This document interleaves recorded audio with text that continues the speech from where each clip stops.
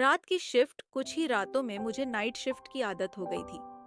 मैं अपने काम में ठीक ठाक हो चली थी और होटल का मैनेजर मुझसे बेहद खुश था। उसने मेरे अच्छे काम का इनाम देते हुए कहा, स्विमिंग पूल और ब्रेकफास्ट एरिया भी साफ कर देना। मुझे कोई एतराज नहीं था।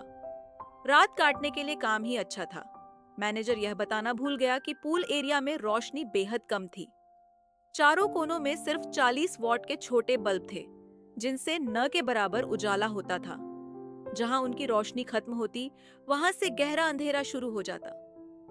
मैं मानती हूँ, शायद सुनने में मैं डरपोक लगूं, लेकिन जो रात में काम करता है वही समझ सकता है।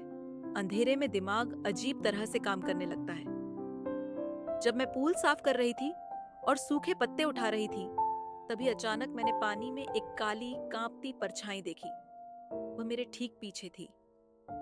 मैं घबराकर इतनी तेज मुड़ी कि गिरते गिरते बची, मगर पीछे कोई नहीं था और पानी में भी कुछ नहीं। मैंने जल्दी जल्दी सफाई निपटाई और पूल का दरवाजा बंद कर दिया। उस रात मैं बाहर की लाइट्स बंद करना भी भूल गई। जब मैंने सुबह अपने सहकर्मियों को बताया, उन्होंने मेरा मजाक उड़ाया। कोई यकीन नहीं करता था। 1 महीने बाद मेरे जीवन का सबसे डरावना हादसा हुआ। टीवी पर खबर आई कि तेज तूफान आने वाला है और बिजली गुल हो जाएगी। जैसे ही यह खबर खत्म हुई, होटल की सारी लाइटें चली गई। पूरा होटल कब्रिस्तान जैसा शांत हो गया। केवल बाहर तूफान की आवाज थी। तभी एक कमरे से फोन आया। एक 18-19 साल का लड़का शिकायत कर रहा था कि गीजर काम नहीं कर रहा, जनरेटर भी खराब था। मैंने उसे समझाया, माफी मांगी और फोन रख दिया। रात भर मैं अकेली थी। मेरे पास बस एक पुरानी स्टील बॉडी टॉर्च थी, जो मेरे अब्बू ने दी थी, लेकिन उसकी रोशनी कमजोर थी और वो बीच बीच में बंद हो जाती थी। तभी मैंने वह आवाज सुनी। कोई कहे हवा की थी, पर मैं जानती हूँ वह औरत के कराहने की आवाज थी। वह आवाज दीवारों से गूंज रही थी। मैंने टॉर्च हर तरफ घुमाई, पर कुछ नहीं दिखा। फिर जब टॉर्च की रोशनी मेन डोर पर पड़ी, मेरे मुंह से चीख निकल गई। मेरे सामने एक परछाई खड़ी थी।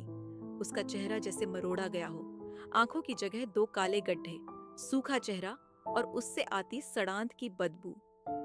जैसे ही टॉर्च की रोशनी उस पर पड़ी, उसका जिस्म कांपने लगा। वह मेरी ओर बढ़ रही थी, लेकिन रोशनी पड़ते ही वो वहीं रुक गई और धीरे धीरे अंधेरे में गायब हो गई। साथ ही कराहने की आवाज भी थम गई। उसी पल लाइट वापस आ गई। मैं जैसे जैसे होश में आई, कंप्यूटर के सामने जाकर चुपचाप बैठ गई। ये सपना था या सच, मैं तय नहीं कर पा रही थी। सुबह होते ही मैं बिना किसी से कुछ कहे घर चली गई। मैंने बॉस को कॉल कर कहा कि आज रात नहीं आ पाऊंगी, तबीयत ठीक नहीं है। मैं नौकरी छोड़ना चाहती थी, लेकिन मेहनत से मिली थी। घर वालों के ताने भी सुनने का मन नहीं था। जब भी सोने की कोशिश करती, वह चेहरा सामने आ जाता। बार बार यही सोचती, अगर उस वक्त टॉर्च काम न करती तो क्या होता। अब 4 महीने 3 हफ्ते और 6 दिन हो गए हैं इस नौकरी को। अगर 6 महीने पूरे होते तो मैं छोड़ सकती थी, लेकिन तब तक 4 महीने का अनुभव किसी काम का नहीं होगा। आज फिर रात है, फिर वही तूफान आने वाला है। मैंने लैपटॉप चार्ज कर लिया है, एक्स्ट्रा बैटरी भी रख ली है, लेकिन अभी याद आया, टॉर्च तो गाड़ी में रह गई है। बाहर जाना अब नामुमकिन है। हर तरफ गहरा अंधेरा है। लैपटॉप की बैटरी भी खत्म होने लगी है। एक्स्ट्रा बैटरी सोफे पर पड़ी है। मैं खुद से कह रही हूँ, घबराने की जरूरत नहीं। जब तक लैपटॉप है, मैं सुरक्षित हूँ। लेकिन लैपटॉप भी बंद हो गया।